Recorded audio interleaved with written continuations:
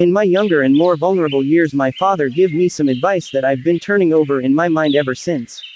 Whenever you feel like criticizing anyone, he told me, just remember that all the people in this world haven't had the advantages that you've had. He didn't say any more, but we've always been unusually communicative in a reserved way, and I understood that he meant a great deal more than that. In consequence, I'm inclined to reserve all judgments, a habit that has opened up many curious natures to me and also made me the victim of not a few veteran bores. The abnormal mind is quick to detect and attach itself to this quality when it appears in a normal person, and so it came about that in college I was unjustly accused of being a politician, because I was privy to the secret griefs of wild, unknown men. Most of the confidences were unsought, frequently I have feigned sleep, preoccupation, or a hostile levity when I realized by some unmistakable sign that an intimate revelation was quivering on the horizon, for the intimate revelations of young men, or at least the terms in which they express them, are usually plagiaristic and marred by obvious suppressions. Reserving judgments is a matter of infinite hope. I am still a little afraid of missing something if I forget that, as my father snobbishly suggested, and I snobbishly repeat, a sense of the fundamental decencies is parceled out unequally at birth. And, after boasting this way of my tolerance, I come to the admission that it has a limit. Conduct may be founded on the hard rock or the wet marshes, but after a certain point, I don't care what it's founded on. When I came back from the East last autumn, I felt that I wanted the world to be in uniform and at a sort of moral attention forever. I wanted no more riotous excursions with privileged glimpses into the human heart. Only Gatsby, the man who gives his name to this book, was exempt from my reaction. Gatsby, who represented everything for which I have an unaffected scorn. If personality is an unbroken series of successful gestures, then there was something gorgeous about him, some heightened sensitivity to the promises of life, as if he were related to one of those intricate machines that register earthquakes 10,000 miles away. This responsiveness had nothing to do with that flabby impressionability which is dignified under the name of the creative temperament. It was an extraordinary gift for hope, a romantic readiness such as I have never found in any other person, and which it is not likely I shall ever find again. No, Gatsby turned out all right at the end. It is what preyed on Gatsby, what foul dust floated in the wake of his dreams, that temporarily closed out my interest in the abortive sorrows and short-winded elations of men. My family have been prominent, well-to-do people in this middle western city for 3 generations. The Carraways are something of a clan, and we have a tradition that we're descended from the Dukes of Buccleuch, but the actual founder of my line was my grandfather's brother, who came here in '51, sent a substitute to the Civil War, and started the wholesale hardware business that my father carries on today. I never saw this great uncle, but I'm supposed to look like him, with special reference to the rather hard-boiled painting that hangs in father's office. I graduated from New Haven in 1915, just a quarter of a century after my father, and a little later I participated in that delayed Teutonic migration known as the Great War. I enjoyed the counterade so thoroughly that I came back restless. Instead of being the warm center of the world, the Middle West now seemed like the ragged edge of the universe, so I decided to go east and learn the bond business. Everybody I knew was in the bond business, so I supposed it could support one more single man. All my aunts and uncles talked it over as if they were choosing a prep school for me, and finally said, "Why, yes," with very grave, hesitant faces. Father agreed to finance me for a year, and after various delays I came east, permanently, I thought, in the spring of '22.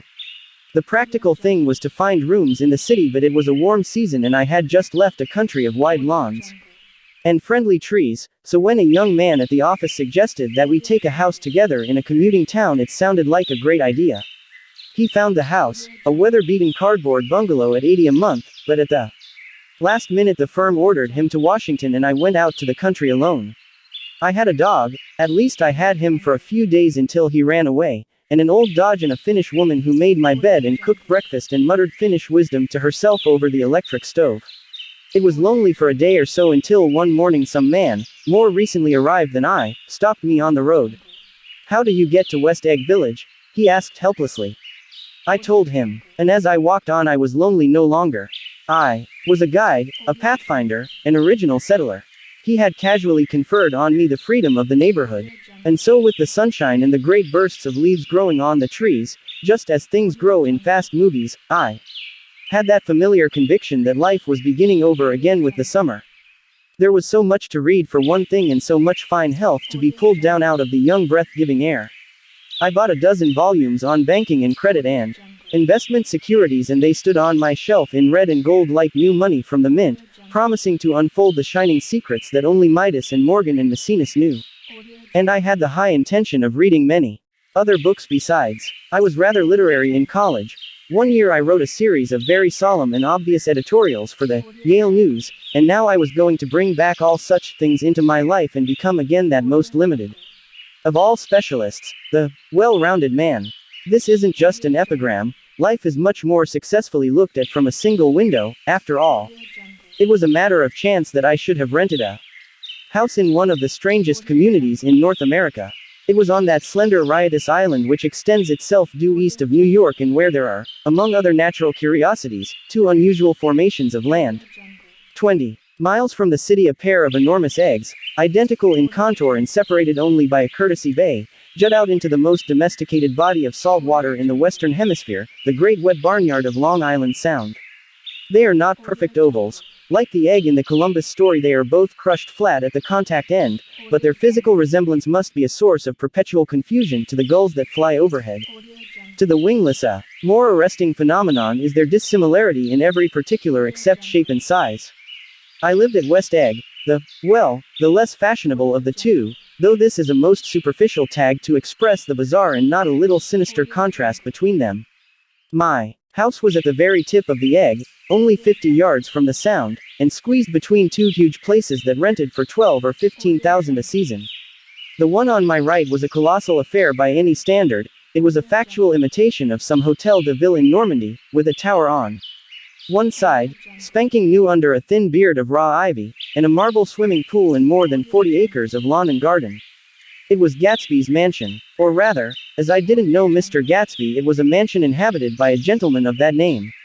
My own house was an eyesore, but it was a small eyesore, and it had been overlooked, so I had a view of the water, a partial view of my neighbor's lawn, and the consoling proximity of millionaires, all for $80 a month. Across the courtesy bay the white palaces of fashionable East Egg glittered along the water, and the history of the summer really begins on the evening I drove over there to have dinner with the Tom Buchanans. Daisy was my second cousin once removed, and I'd known Tom in college. And just after the war one spent 2 days with them in Chicago. Her husband, among various physical accomplishments, had been one of the most powerful ends that ever played football at New Haven, a national figure in a way, one of those men who reach such an acute limited excellence at 21 that everything afterward savors of anticlimax. His family were enormously wealthy.